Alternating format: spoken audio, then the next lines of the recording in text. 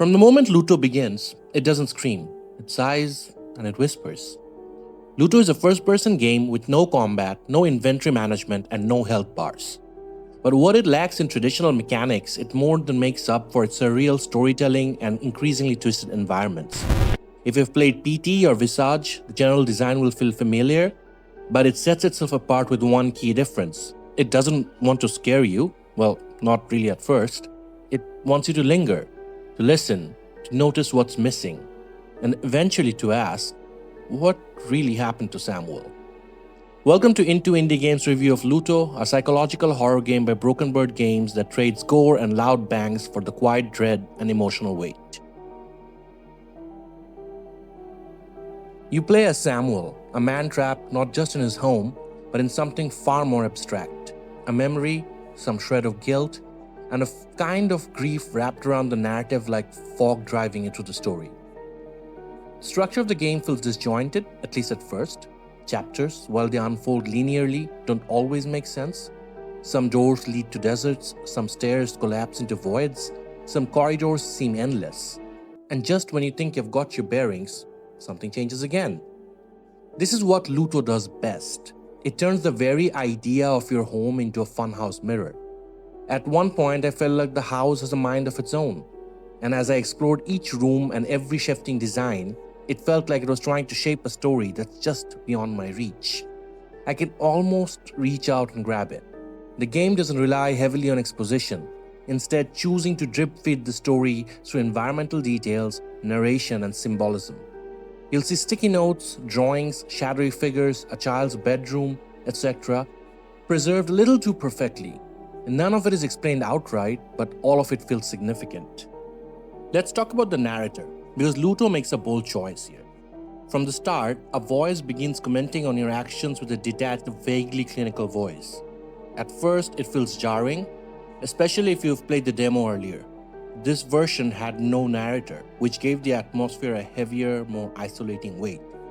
And while the voice initially comes off as comic relief, I found myself waiting for it to speak again as I navigated the maze-like structure of the game.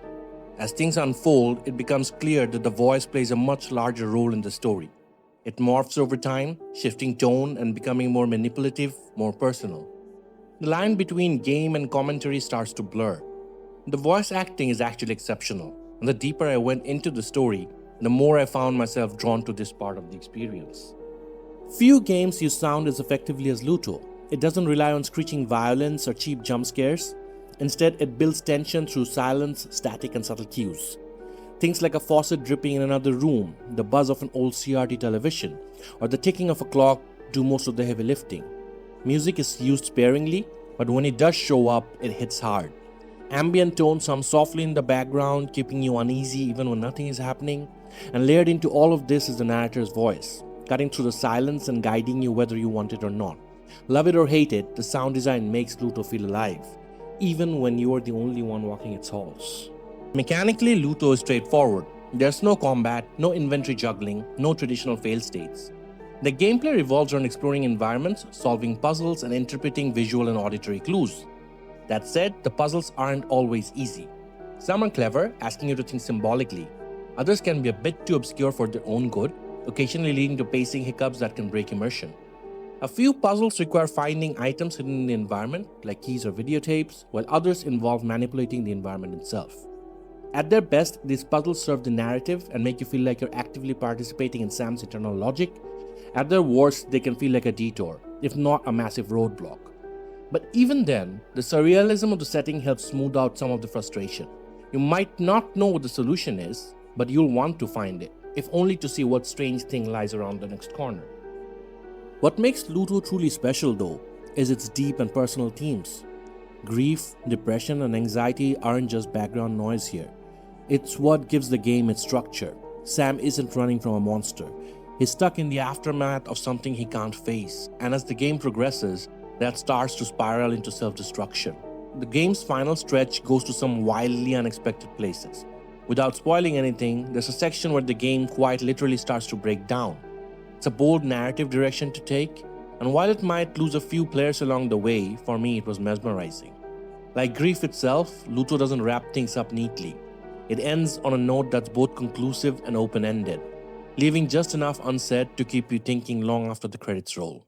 Luto isn't for everyone. It's slow, abstract, and sometimes confusing. And often, it's more about the mood than the mechanics.